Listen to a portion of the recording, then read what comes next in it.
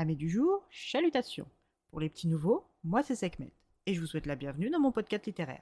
Dans mon émission, je vais tenter 3 fois par semaine de vous donner envie de découvrir des livres de tout poil, récents et moins récents.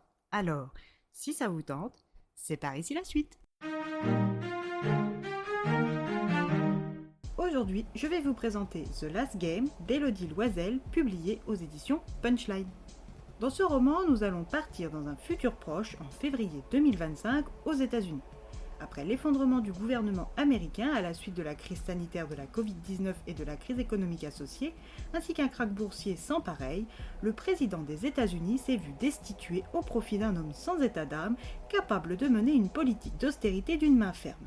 Cet homme de la situation est Rhys Cole. Pour mener à bien son programme, Rhys et son gouvernement imposent une sorte de dictature déguisée qui repose sur le concept simple « pas d'opposants ». Soit ils sont emprisonnés, soit ils disparaissent, soit ils se font tuer. En bref, ils n'ont pas leur place dans le nouveau paysage américain du président Cole. À l'heure actuelle, aucun autre président ne possède autant de pouvoir que lui.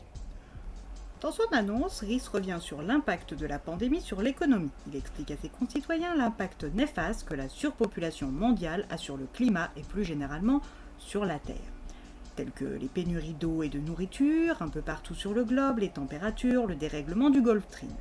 Autant de signaux d'alarme passés au rouge en quelques années. Après l'énonciation de la liste plutôt exhaustive de toutes les anomalies qu'il ne faut plus ignorer, sous peine d'entrer dans un cycle de fin de race, le G193 et lui ont voté pour une solution radicale.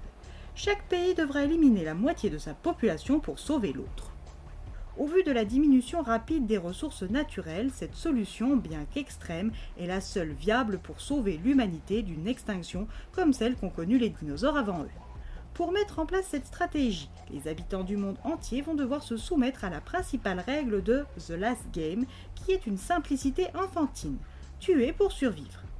Avec la mise en place de The Last Game, l'argent n'a plus de valeur, donc pas la peine de courir à la banque, seuls les plus survivalistes et les moins altruistes ont une chance de survivre.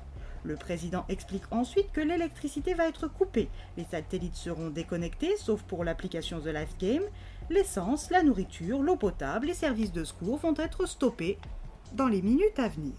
Aucun humain ne pourra se soustraire au jeu mortel inventé par les grands hommes politiques de ce nouveau monde. La population va être donc divisée en 4, les puissants hors jeu, les sentinelles en bleu chargés d'éliminer les quelques rares non vaccinés, les jaunes et les violets. Aux États-Unis, comme partout, Rhys Cole a imposé la vaccination contre la Covid-19 variant B. Dans chaque dose, une puce a été implantée. Cette puce permet à l'application The Last Game de répertorier des données telles que le nom, le prénom, l'âge, les capacités physiques, les performances, le statut et le nombre de points disponibles ainsi que l'équipe. Grâce à ces données, lorsque vous tuez quelqu'un, vous pouvez savoir combien de points vous rapporte cette mort. Chacun des points est ensuite convertissable en nourriture, en eau, en armes ou en trousse de survie. En gros, plus vous tuez de monde, plus vous augmentez vos chances de survie. La tuerie planétaire prendra fin une fois que le nombre de survivants correspondra aux ressources de la Terre. Rhys Cole termine son discours en annonçant une récompense spéciale pour les meilleurs tueurs planétaires. Sur Times Square, quand la fin du discours arrive, tout s'éteint sauf un écran géant affichant les quelques 832 500 personnes en sursis. Emma, 20 ans, et sa meilleure amie Bess sont sous le choc. Quand la cargaison d'armes venue du ciel atterrit, les deux amies vont devoir lutter car l'une est jaune et l'autre violette. De son côté, Hayley, qui est avec ses parents, et son frère Liam ne comprend pas ce qui se passe et pense à tort être en sécurité auprès des siens.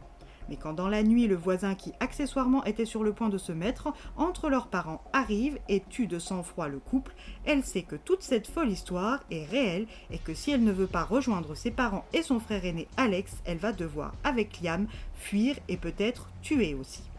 Dans ce nouveau monde, il ne fait pas bon d'être violé ou pacifiste. Hayley, 16 ans, et Liam, 12 ans, vont devoir l'apprendre rudement.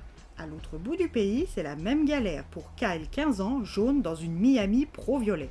Lui qui pensait passer une soirée mémorable avec sa petite amie n'est pas déçu, mais pas comme il l'envisageait bien sûr. Idem pour nos pratiquants de MMA, Noah, Stage, Johan, dit Yono, et sa fille Mia ou encore Kristen. Quand le coup près est tombé, ils ont fini par se mettre en lieu sûr, mais pour combien de temps ?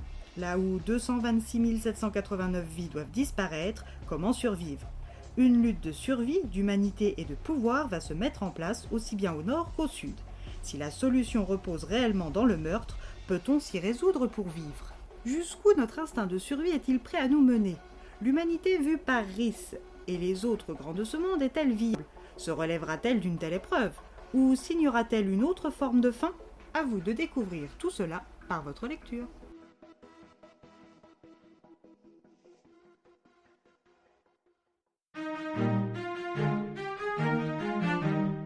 Un livre qui a su me séduire aux Imaginales d'Épinal, d'abord pour son travail éditorial original. En effet, le livre se divise en deux, les jaunes et les violets, et se rejoint au milieu. Libre à vous de lire toute la partie jaune puis toute la partie violette, ou de faire l'inverse, ou même de lire un chapitre sur deux. Pour ma part, j'ai fractionné par tronçon de 5 ou 10 unités par couleur. Et bien voilà, j'en ai fini pour aujourd'hui. J'espère que cet épisode vous aura plu et vous aura donné des nouvelles idées de lecture. Si vous souhaitez découvrir d'autres petits bonbons littéraires tout droit sortis de ma bibliothèque, je vous retrouve le jeudi 12 septembre prochain pour un nouvel épisode. Et si d'ici là je vous manque de trop, n'hésitez pas à me rejoindre sur mon compte Instagram, @leslecturesdeSekhmet. Sur ce, chalut les amis et à la prochaine!